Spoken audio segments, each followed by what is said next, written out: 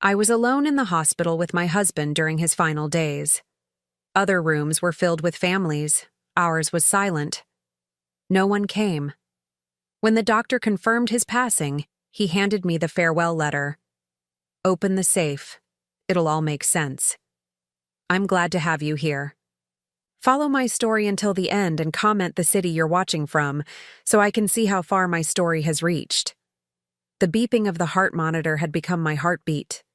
For 7 days, I sat in that uncomfortable vinyl chair beside Carlton's hospital bed, watching his chest rise and fall with mechanical precision. Room 314 had become my world, and it was the loneliest place on earth. Down the hall, room 312 was a constant parade of visitors.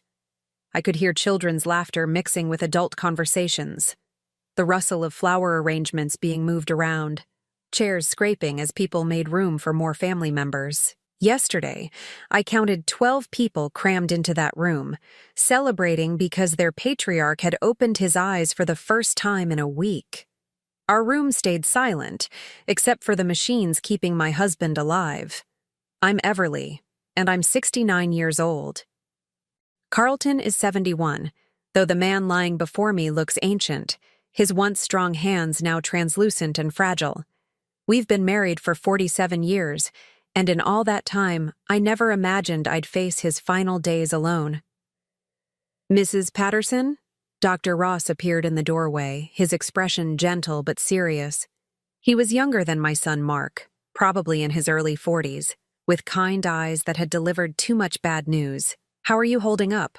I attempted a smile that felt more like a grimace. "I'm fine, doctor. Has there been any change?" He stepped into the room, closing the door behind him. "I'm afraid not. His vitals are stable, but—" He paused, choosing his words carefully. "Have you been able to reach your family?" The question hit me like a physical blow, even though I'd been expecting it. Dr. Ross had asked the same thing 3 days ago, and the day before that. Each time I gave him the same lie. They're coming," I whispered, my voice barely audible. "They live far away." Dr. Ross nodded, but I could see the concern in his eyes.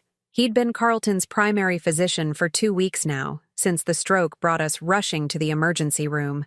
He'd seen the empty visitor log outside our door. He'd noticed that no flowers arrived, no get-well cards accumulated on the windowsill. "Mrs. Patterson," he said gently, "is there anyone I can call for you? A friend, perhaps? You shouldn't be going through this alone." The kindness in his voice almost broke me. Almost. But I'd learned over the years how to swallow my pain, how to keep my dignity intact even when everything around me was crumbling. "Thank you, Dr. Ross, but I'm managing just fine." He lingered for another moment, clearly wanting to say more, then gave me a small nod. "I'll be back to check on him in a few hours. Please, call the nurses if you need anything at all." After he left, I sank back into that awful chair and stared at Carlton's peaceful face. Even unconscious, even dying, he looked like he was waiting for something. Or someone. The truth was, I had tried to reach our children. Mark lived in Seattle with his wife Jennifer and their 2 teenage kids. He was some kind of executive at a tech company, the kind of success Carlton and I had always dreamed our son would achieve. Sandra lived in Phoenix with her husband Derek and their 3 children. She managed a high-end boutique and lived in one of those fancy gated communities. I'd called Mark first, the morning after Carlton's stroke. "Hello?" His voice had been rushed, impatient. "Mark, it's Mom. Your father's in the hospital. He's had a stroke." A long pause. "How bad is it?" "Bad. The doctors aren't sure if he'll wake up, I think. I think you should come." Another pause. Longer this time. "Mom, I'm in the middle of a huge project at work. Can you keep me updated? If things get really serious, call me back." If things get really serious. As if his father fighting for his life wasn't serious enough. Sandra's response had been even worse. "Mom, I can't just drop everything. Do you know how much a last-minute flight costs? Besides, Dad's tough. He'll pull through this." That was 5 days ago. Neither of them had called back to check. I looked around our sterile room, taking in the blank walls, the single window that faced the parking lot, the empty chair that should have held one of our children. In room 312, someone was singing "Happy Birthday" off-key, and everyone was laughing. How had we gotten here? How had Carlton and I, who had devoted our entire lives to raising Mark and Sandra, ended up so completely alone. I reached over and took Carlton's hand, careful not to disturb the IV line. His skin was cold, but I could still feel the calluses from 40 years of construction work. These hands had built our first house, had taught Mark how to throw a baseball, had braided Sandra's hair when she was little. "I'm here, sweetheart," I whispered. "I'm right here." The machines continued their rhythmic beeping, the only witnesses to our vigil. Outside our door, life went on. Families reunited, people celebrated small victories, children brought handmade cards to their grandparents. But in room 314, there was only me, Carlton, and the growing certainty that we would face whatever came next, exactly as we were facing it now, together but utterly alone. As evening approached and visiting hours ended, I prepared for another night in that chair. The nurses had offered me a cot, but I couldn't bring myself to sleep. What if Carlton woke up? What if he needed me? What if these were our last hours together, and I missed them because I was sleeping?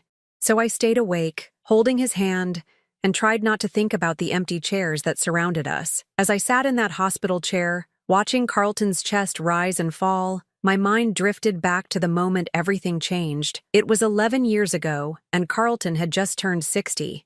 He'd been working construction for Brennan and Associates for 23 years, starting as a laborer and working his way up to site supervisor. He was proud of that job, proud of the houses and buildings that stood as testament to his hard work. Then the economy crashed, and everything fell apart. I remember the morning he came home early, his face gray with shock. He'd been laid off, along with half the crew. At 60, with a bad back and hands worn down by decades of manual labor, Carlton suddenly found himself competing for jobs with men half his age. "It's temporary," he kept saying those first few weeks. "Construction always bounces back." But months passed, and the callbacks never came. Carlton's confidence began to crumble like mortar in the rain. He'd leave the house every morning in his good clothes, armed with resumes and determination, only to return each evening a little more defeated. That's when Mark started pulling away. My son had always been ambitious, driven to succeed in ways Carlton and I never were. He'd earned his business degree, landed that good job in Seattle, married Jennifer, who came from money. When Carlton lost his job, I think Mark saw it as a personal embarrassment. I'll never forget the Thanksgiving dinner that year. Mark and Jennifer had driven down with the kids, and Carlton was so excited to see them. He'd been unemployed for 8 months by then, but he was still hopeful, still trying to project strength. "So, Dad," Mark said over dinner, his tone casual but cutting. "Any luck with the job search?" Carlton straightened in his chair. "I've got a few leads. Interview next week with a landscaping company." "Landscaping?" Mark's voice carried just enough disdain to make everyone uncomfortable. "Isn't that a step backward?" "Work is work, son," Carlton replied quietly. Mark shook his head. "I don't understand how you let this happen. Didn't you see the signs? Didn't you plan for this?" The table went silent. Even the kids stopped eating. Carlton's face went red, but not with anger, with shame. "Mark," I started to say, but Carlton put his hand on my arm. "Your father worked hard for 23 years, I said anyway. "He didn't choose to get laid off." Mark's wife Jennifer, who usually stayed quiet during family discussions, chose that moment to speak up. "Maybe this is an opportunity for a fresh start. There are lots of options for people Carlton's age. Walmart always needs greeters." The words hung in the air like poison. Carlton excused himself from the table, and I found him later in the garage, sitting on his workbench with his head in his hands. After that Thanksgiving, Mark's visits became less frequent. His phone calls grew shorter and more superficial. When Carlton finally found work 6 months later, doing maintenance for the school district, Mark barely acknowledged it. The new job paid half of what he'd made in construction, but Carlton was grateful to be working again. Sandra's reaction was different, but equally painful. Where Mark pulled away out of embarrassment, Sandra pulled away out of disappointment. She'd grown accustomed to a certain lifestyle after marrying Derek, who worked in real estate and did well for himself. She lived in a beautiful house with a pool, drove a luxury SUV, sent her kids to private schools. Somewhere along the way, she'd started to expect that level of comfort from everyone around her. "Mom, why don't you and Dad move to a smaller place?" she'd suggested during one of her increasingly rare visits. That house is too big for just the two of you now, and clearly Dad's not making the same money he used to. The house she was talking about was the one Carlton had built with his own hands when Mark was 5 and Sandra was 3. Every board, every nail, every inch of drywall represented his love for our family. The idea of leaving it was devastating to him. "We're managing just fine," I'd told her. Sandra had looked around our modest living room with barely concealed disdain. "Are you, though? When's the last time you had the carpets cleaned or updated the kitchen? Mom, you're living like poor people." Poor people. As if falling on hard times made us somehow lesser than we'd been before. The real breaking point came 2 years later, when Sandra called asking for money. Her third child had just been born, and Derek's business was going through a rough patch. They needed $5,000 to cover some medical bills and catch up on the mortgage. Carlton didn't hesitate. He cashed in part of his small retirement fund and sent her the money. Even though it meant we'd be eating beans and rice for months, Sandra never paid it back. Worse, she never even acknowledged the sacrifice he'd made for her. When Derek's business recovered 6 months later and they took a vacation to Hawaii, posting pictures all over Facebook, Carlton didn't say a word, but I saw the hurt in his eyes. After that, the distance between us and our children became a chasm. Mark's visits dwindled to once a year at Christmas, and even then he seemed anxious to leave. Sandra would call occasionally, usually when she needed something, but her visits stopped altogether. Carlton began to blame himself. "I failed them," he'd say during his darker moments. "I was supposed to provide for my family, and I couldn't even keep a job." "You didn't fail anyone," I'd tell him. "You gave them everything you had." But deep down, I wondered if he was right. Had we somehow raised children who valued success over loyalty? Who saw their father's worth only in terms of his paycheck?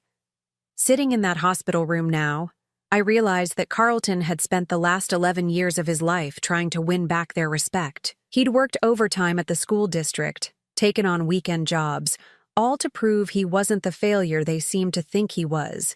And in the end, none of it mattered. When he needed them most, when he was fighting for his life in a sterile hospital room, they were too busy, too distant, too embarrassed to be there. The irony wasn't lost on me. Carlton had built houses that would stand for generations, had raised children who achieved the success he'd always dreamed of for them. But when his own foundation crumbled, when his own walls started to fall, there was no one left to help him rebuild, except me. There was always me.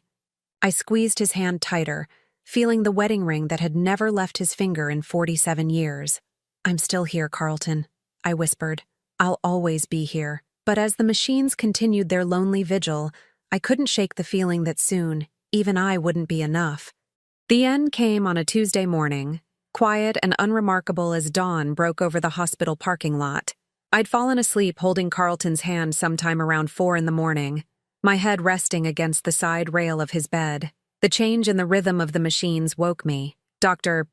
Ross was there within minutes, along with 2 nurses whose faces I'd grown to know over the past week. They moved with practiced efficiency, checking monitors, adjusting equipment, but I could see in their eyes what they already knew. "Mrs. Patterson," Dr. Ross said gently, his hand on my shoulder. "I'm so sorry." I nodded, unable to speak. Somehow, I'd known this moment was coming, but the finality of it still hit me like a physical blow. Carlton was gone. After 47 years of marriage, I was truly alone. The next hour passed in a blur of paperwork and quiet conversations. The nurses were kind, giving me time to say goodbye, to sit with Carlton's peaceful face one last time. He looked younger somehow, the lines of worry and pain finally smoothed away. As I gathered my few belongings from the room, Dr. Ross approached me with a manila envelope in his hands. "Your husband asked me to give this to you," he said quietly. "He gave it to me 3 days ago when he was still conscious. He made me promise to only give it to you after everything was finished." My hands trembled as I took the envelope. It was heavier than I expected, and I could feel something small and metallic inside, along with what felt like folded papers. "He was very specific about when you should receive this," Dr. Ross continued. "He seemed to think it was important that you read it alone." I thanked him and made my way to the parking lot, the envelope clutched against my chest. The morning sun felt too bright, the world too loud and alive for a day when my husband had just died. I sat in my car for a long time before I found the courage to open his final message to me. Inside was a small brass key and a letter written in Carlton's careful handwriting. My dearest Everly, if you're reading this, then I'm gone, and you're facing the hardest part alone. I'm sorry for that. I'm sorry for a lot of things, but mostly I'm sorry that our children weren't there when you needed them most. I need you to go home and go to our bedroom closet. Behind my old work boots, you'll find our safety deposit box. The key in this envelope opens it. I've left you something there, something I've been working on for years. But before you open that box, I want you to know that loving you was the greatest privilege of my life, even when everything else fell apart.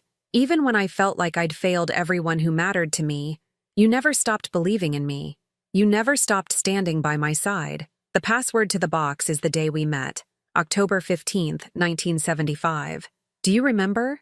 You were wearing that blue dress and you laughed at my stupid joke about the weather. I knew that day I was going to marry you, even though it took me 3 months to work up the courage to ask you out. I love you, Everly. I always have, and wherever I am now, I always will. Forever yours, Carlton. By the time I finished reading, tears were streaming down my face. I could hear his voice in every word, could picture him writing this letter in secret, knowing he might not survive to say these things to me in person. The drive home felt surreal. Everything looked the same streets, the same houses, the same oak tree in our front yard that Carlton had planted when Mark was born. But nothing would ever be the same again. Our house felt impossibly empty. 47 years of shared life echoed in every room, but now it was just echoes. I made myself a cup of coffee with shaking hands and sat at our kitchen table, staring at the brass key. When I finally found the courage to go to our bedroom, I discovered that Carlton had been more secretive than I'd realized. Behind his old work boots, exactly where he'd said, was a small fireproof safe I'd never seen before. The digital lock blinked patiently, waiting for the date that had changed both our lives. 101575. The lock clicked open. Inside was more money than I'd expected. Several $1,000s in cash, along with my grandmother's pearl necklace that I thought had been lost years ago, and a few other pieces of jewelry I hadn't seen since we'd hidden them away for safekeeping.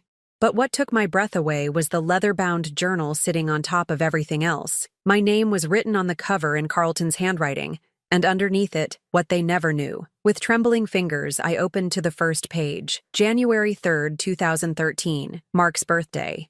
Everly made his favorite cake and we waited by the phone all day. He never called. She tried to hide how much it hurt, but I saw her crying in the kitchen later. I should have done something. I should have been stronger for her. I flipped to another page, chosen at random. June 15th, 2015. Sandra called today asking for money again. She said it was for the kids' school supplies, but I saw on Facebook that Derek bought a new boat last week. Everly doesn't know about the Facebook account I made to keep track of them. She'd be heartbroken if she knew how they really spend their money. I cashed in another CD to send Sandra what she asked for. I'll tell Everly it was a good investment that matured. Page after page, year after year, Carlton had documented every slight, every missed holiday, every unreturned phone call. But more than that, he'd recorded every sacrifice he'd made to try to bridge the gap between us and our children.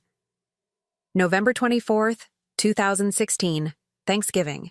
Mark didn't come again, 3rd year in a row. Everly set a place for him anyway, just in case. I found her throwing away the untouched plate after dinner. I told her we had a nice quiet holiday, just the two of us, but I know she was disappointed. Called Mark to thank him for the flowers that never came. Left a voicemail saying how beautiful they were, in case Everly checked the messages. December 12th, 2017. Sandra's youngest broke his arm. Saw it on Facebook 3 days later. We weren't called. We weren't told. I sent a card with money to help with medical bills, signed it from both of us. Everly still doesn't know her grandson was hurt. The deeper I read, the more I understood. Carlton hadn't just been documenting our children's neglect. He'd been actively trying to shield me from the worst of it. He'd been sending cards and gifts that I thought were from both of us, making excuses for their absence, creating a buffer between their indifference and my breaking heart. March 8th, 2019, Mother's Day is coming up. Everly has been cleaning the house all week, hoping one of them will visit. I can't bear to watch her disappointment again. Ordered flowers to be delivered, signed the card, love, Sandra and the kids. Also bought a nice bottle of wine and told Everly it was from Mark. Sometimes I think lying to protect her heart is the most honest thing I can do. I had to stop reading. The weight of his love, his protection, his quiet sacrifice was overwhelming. All these years, I'd thought our children had at least maintained some minimal connection to us. I'd treasured those occasional flowers, those random gifts, those unexpected moments of thoughtfulness. They'd all been from Carlton. He'd spent years of his life and thousands of dollars we couldn't afford, creating the illusion that our children still cared. He'd protected me from the full truth of their abandonment, shouldering that pain alone so I wouldn't have to bear it. I closed the journal and sat on our bed, surrounded by the evidence of a love so deep and selfless that it took my breath away. Carlton hadn't just been my husband. He'd been my guardian, my protector, my buffer against a cruelty he'd never wanted me to fully understand. And he'd done it all in silence, carrying the weight of our children's indifference so I could still believe, somewhere in my heart, that they hadn't completely forgotten us. The house around me felt different now, charged with the presence of a love story I was only beginning to understand. Carlton was gone, but he'd left me something more precious than money or jewelry. He'd left me the truth about who he really was. I spent the rest of that day reading Carlton's journal, and with each page, my heart broke a little more. But it wasn't just heartbreak I felt, it was awe. The man I'd lived with for 47 years had been carrying secrets that revealed depths of love I'd never fully comprehended. April 15th, 2018. Mark's company is in trouble. Saw it in the business section of the Seattle paper online. The article mentioned possible layoffs. I know he's too proud to ask for help, and too ashamed to admit he might need his old man. Sent an anonymous money order for $5,000 to his home address. The note said it was from a satisfied client who wanted to invest in his future. Everly thinks I used that money to fix the roof, but the roof can wait another year. I stared at that entry for a long time. I remembered that spring. Remembered Carlton insisting we delay fixing the obvious leak in our bedroom ceiling. He'd said money was tight after some unexpected expenses. I'd assumed he meant the new water heater that had broken down in March. The water heater he'd probably fixed himself to save money for our ungrateful son.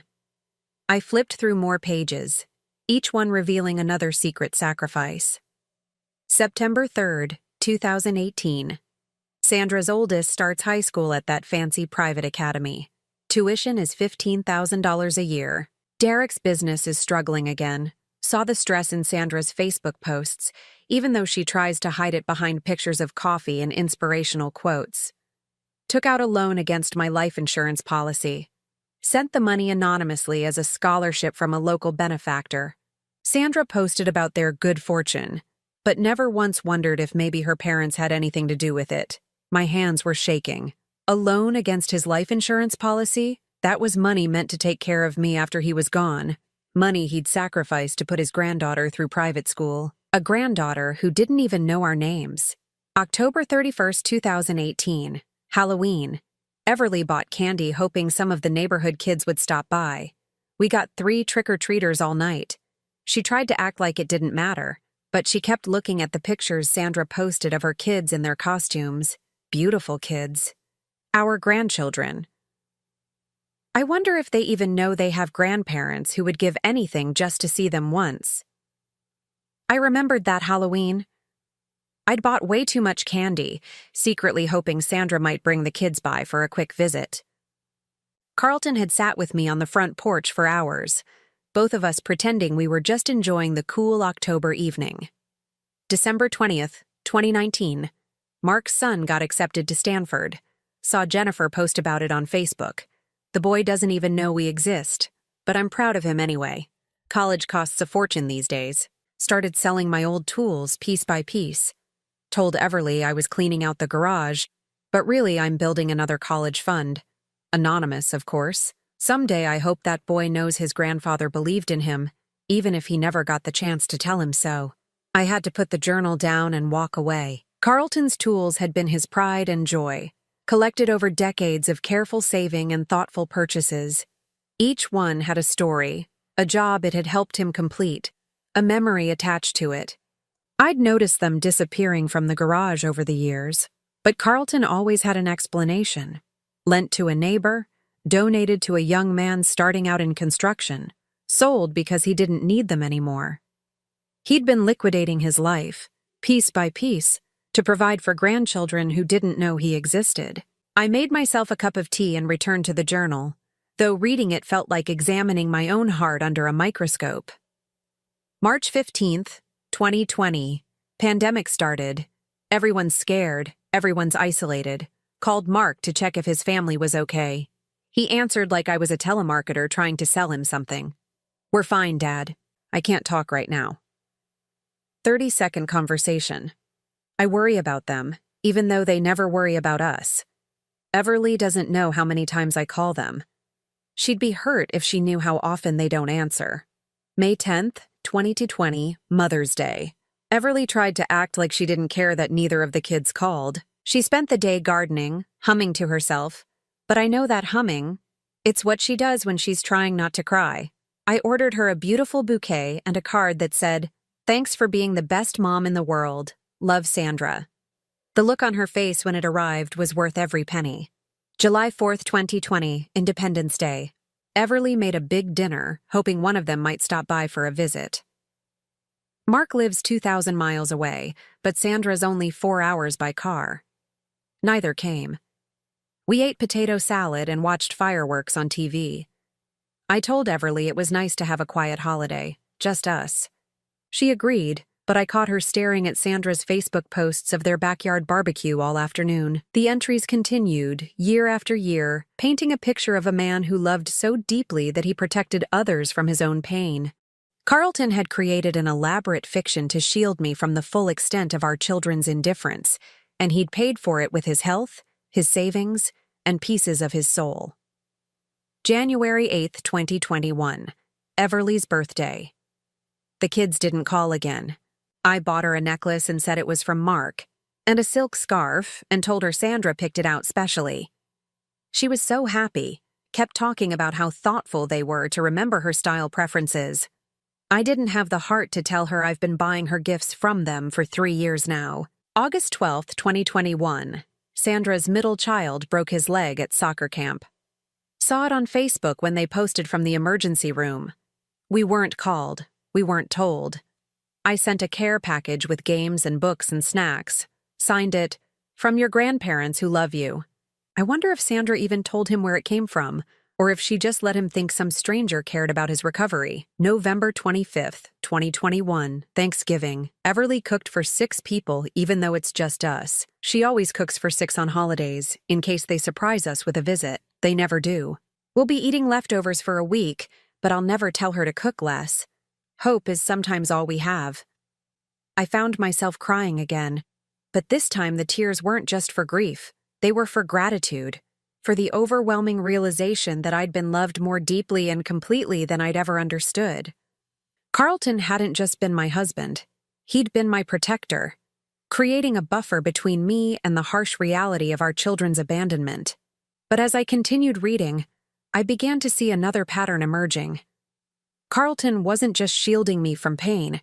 He was systematically documenting evidence. Every anonymous gift, every secret loan, every unreturned phone call was carefully recorded with dates and details.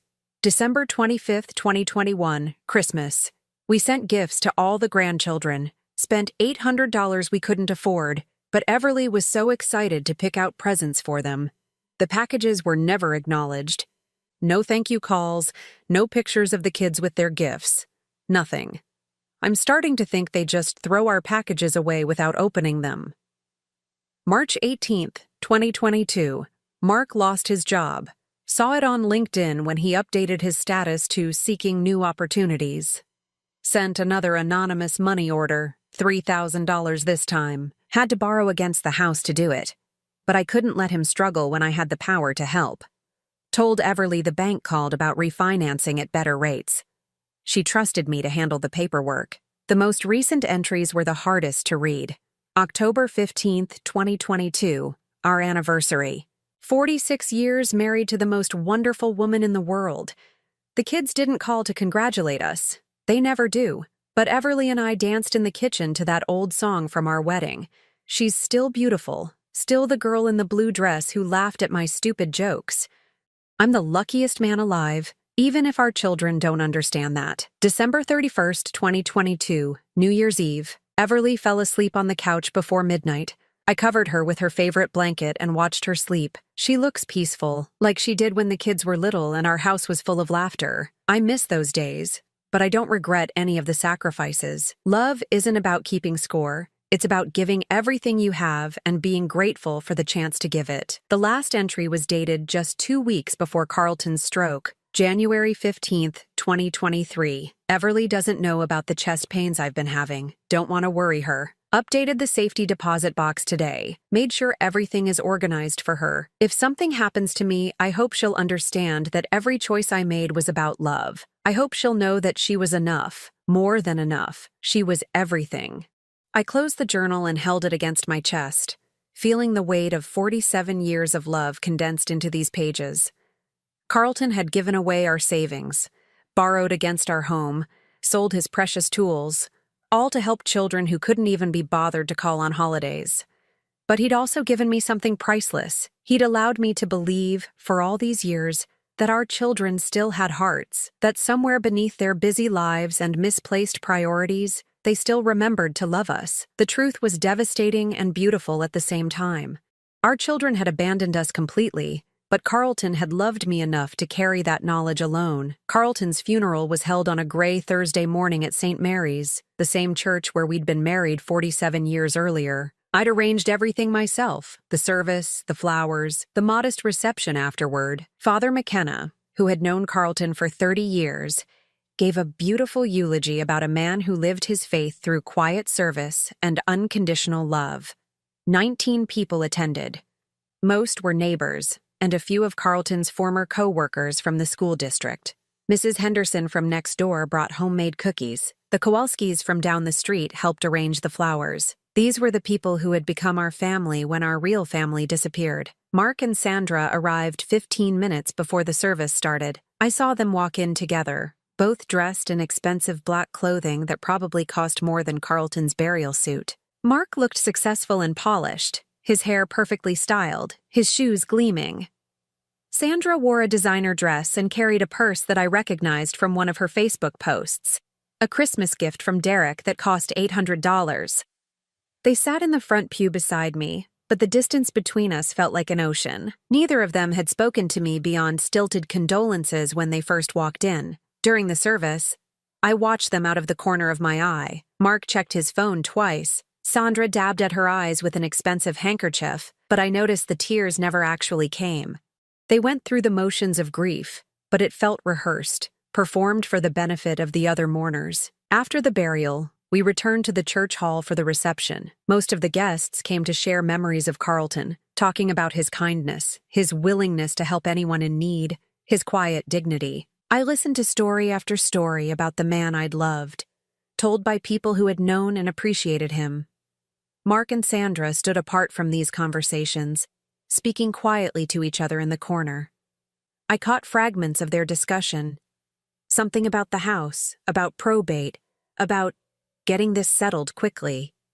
Mrs. Henderson approached me with a plate of food I couldn't imagine eating. "Your husband was a good man, Everly," she said softly. "He helped my Tom fix our roof last spring. Wouldn't take a penny for it. Said neighbors help neighbors." I nodded, remembering Carlton coming home that day with scraped knuckles and a satisfied smile. He'd never mentioned that Tom was struggling financially after his heart attack. Never said that the roof repair was urgent because of the storm damage. He'd just helped, the way he always did. As the reception wound down and people began to leave, Mark and Sandra finally approached me. The three of us stood in the empty church hall, surrounded by folded chairs and the lingering scent of coffee and flowers. "Mom," Mark began, his voice businesslike, "we need to talk about Dad's affairs, the house, the estate, all of that." I looked at him, this stranger who shared Carlton's eyes but none of his warmth. "What about them?" Sandra stepped forward, her tone attempting sympathy but missing the mark. "We know this is a difficult time, but there are practical matters to consider. The house is too big for you now, and maintaining it will be expensive. We've been thinking, Mark continued, that it might be best to sell it. You could move into a nice senior community, somewhere with people your own age. We could help you find something appropriate. Appropriate. As if my home of 40 years was somehow unsuitable for me now that Carlton was gone. We could handle all the arrangements, Sandra added, her voice taking on the tone she probably used with difficult customers at her boutique. List the house, divide the proceeds fairly. It would be so much easier for everyone. I stared at them both. These two people I'd given birth to, raised, loved unconditionally for decades. They'd barely been in the ground with their father for 3 hours, and they were already discussing his estate like a business transaction. Have either of you asked how I'm doing? I said quietly. They looked at each other, confused by the question. I mean, emotionally, I clarified. Have you asked how I'm handling losing the love of my life? Have you wondered if I'm scared, or lonely, or heartbroken? Mark shifted uncomfortably. Of course we care about that, Mom. That's why we think you should be somewhere with more support. What kind of support? Professional support, Sandra said. People trained to help seniors cope with loss. Seniors. As if I'd suddenly become incompetent the moment Carlton died. I see, I said. And where have you been for the past 11 years? Where was your support when your father lost his job? Where were you when he had to cash in his retirement to pay for your emergencies? Where were you when he sold his tools to send money to grandchildren who don't even know his name? The silence that followed was deafening. Mark's face went pale, and Sandra's perfectly applied makeup couldn't hide the guilt that flashed across her features. What are you talking about? Mark asked, though his voice suggested he already knew. I reached into my purse and pulled out Carlton's journal. Your father kept a record, I said simply. Every anonymous gift you received, every loan you never knew about, every sacrifice he made while you pretended he didn't exist. Sandra's eyes fixed on the leather-bound book. I don't understand. The money order for $5,000 that helped save your company, Mark? That was your father. He took out a loan against our house to help you. Mark's jaw dropped. That was from a client. No, it wasn't. It was from a man who loved you enough to bankrupt himself to save your career, even though you hadn't spoken to him in months. I turned to Sandra. Your daughter's private school tuition, your son's medical bills when he broke his leg, the anonymous scholarships and unexpected windfalls you posted about on Facebook, all your father. He cashed in his life insurance policy to pay for your children's education while he couldn't afford to fix our leaking roof. Sandra's hand flew to her throat. We never asked him to. No, you never asked. You never called. You never visited. You just disappeared from our lives and left your father to watch you from a distance through social media, loving you enough to bankrupt himself for your happiness. The color drained from both their faces. Mark ran his hand through his hair, a gesture that reminded me painfully of Carlton. Mom, we didn't know, he said weakly. Of course you didn't know. Because knowing would have required you to care enough to ask. It would have meant staying in touch, being part of our lives, remembering that your parents existed.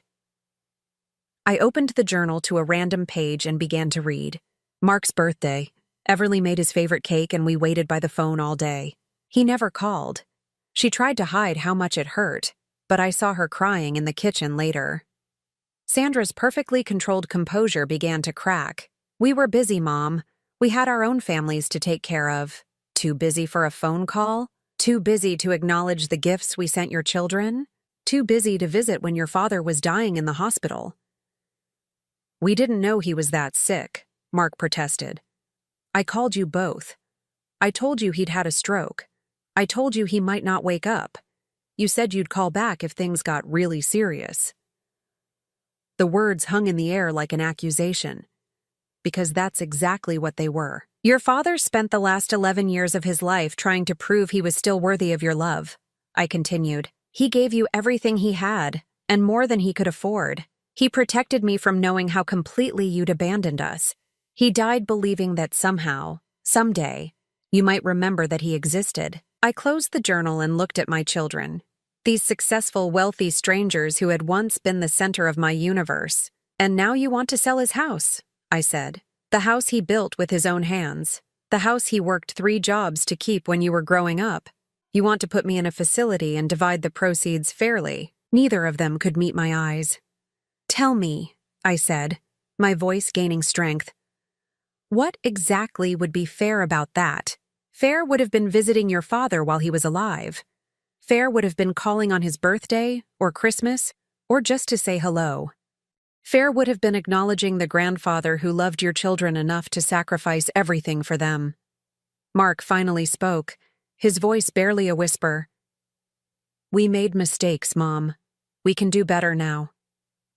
I looked at him, this middle-aged man who still somehow thought he could charm his way out of consequences. No, Mark, you can't do better now. Your father is dead. Your chance to do better died with him in a hospital room where neither of you could be bothered to show up. Sandra started to cry, real tears this time, not the performance she'd given during the funeral. I'm sorry, she whispered. I'm so sorry, Mom. I'm sure you are, I replied. But sorry doesn't give your father back the respect he deserved. Sorry doesn't return the money he spent on your ungrateful children. Sorry doesn't fill the empty chair in the hospital room where you should have been. I tucked Carlton's journal back into my purse and picked up my coat. The house isn't for sale, I said simply, and neither am I. As I walked toward the church hall exit, leaving my children standing in stunned silence, I felt something I hadn't experienced in years, the satisfaction of telling the complete truth. 6 months after Carlton's funeral, I stood in the departure lounge at LAX, boarding pass in hand, heart racing with an excitement I hadn't felt in decades. My destination, Ireland, specifically County Cork, where Carlton's great-grandfather had been born before immigrating to America in 1923. Carlton had always dreamed of making this trip. He'd researched our genealogy for years, tracing his family back to a small village called Ballyverney. He'd shown me pictures of ancient stone churches and rolling green hills, talking about how someday we'd walk the same paths his ancestors had walked. Someday never came.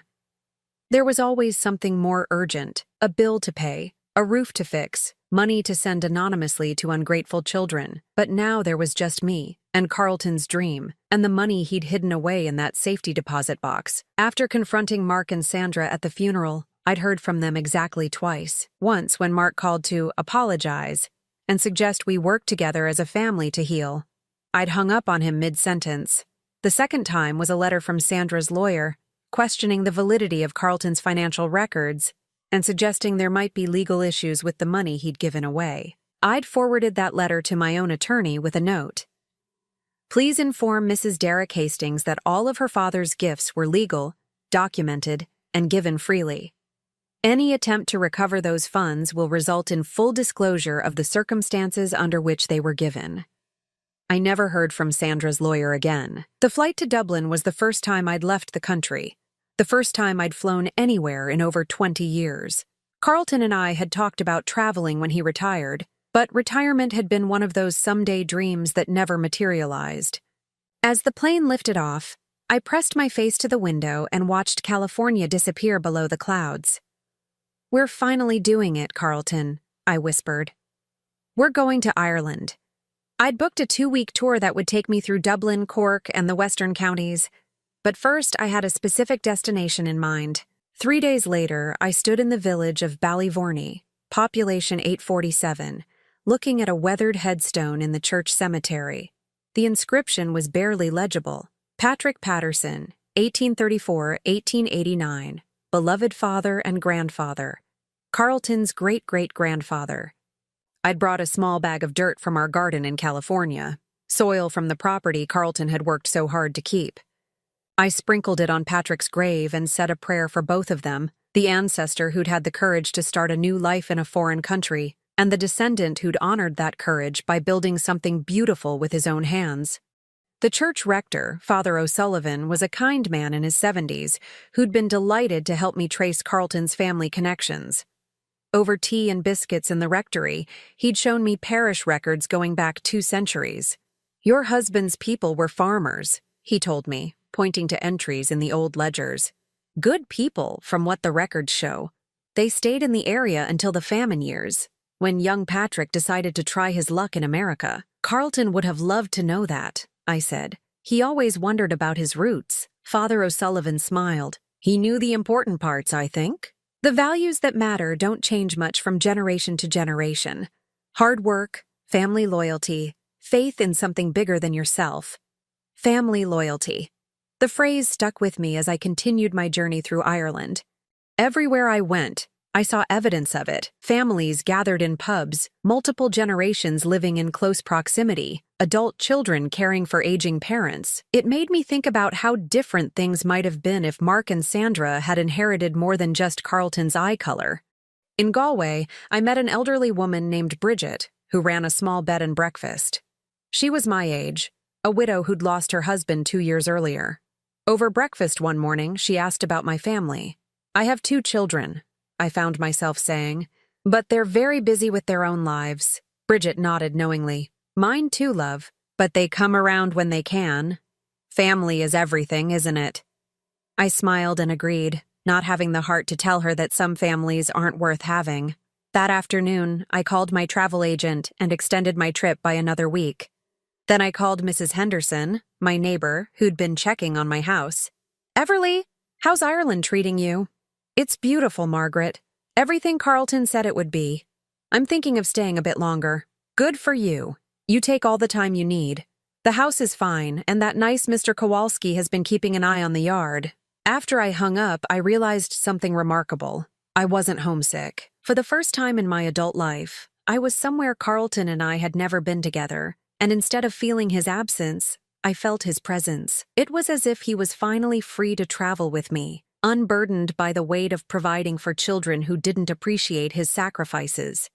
In the cliffs of Moher, I stood at the edge of the world and let the Atlantic wind whip my hair around my face.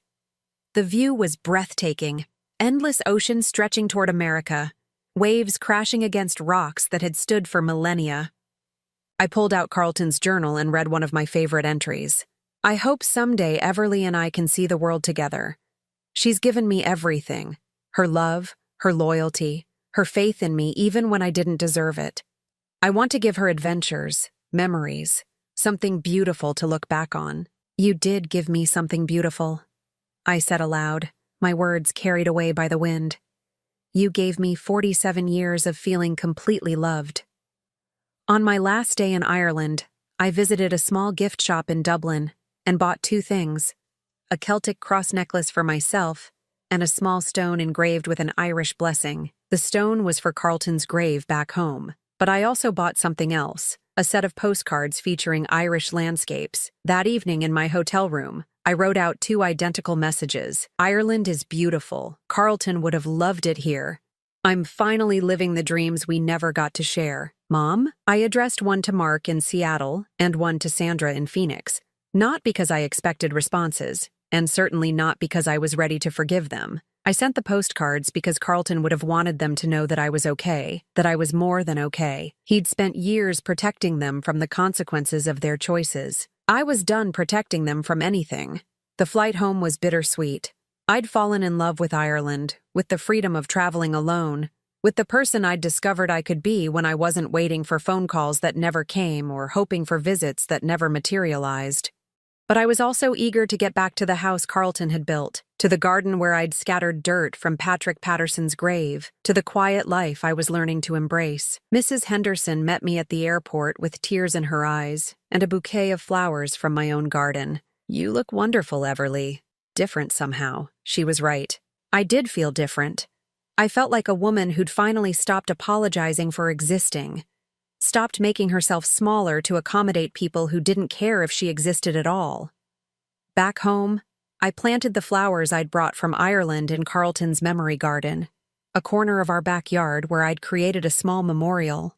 The Irish soil mixed with California earth seemed symbolic somehow, a blending of dreams and reality, of past and future. That evening, I found 2 messages on my answering machine. One from Mark, awkward and stilted. Mom, got your postcard. Glad you're traveling. Call me when you get back.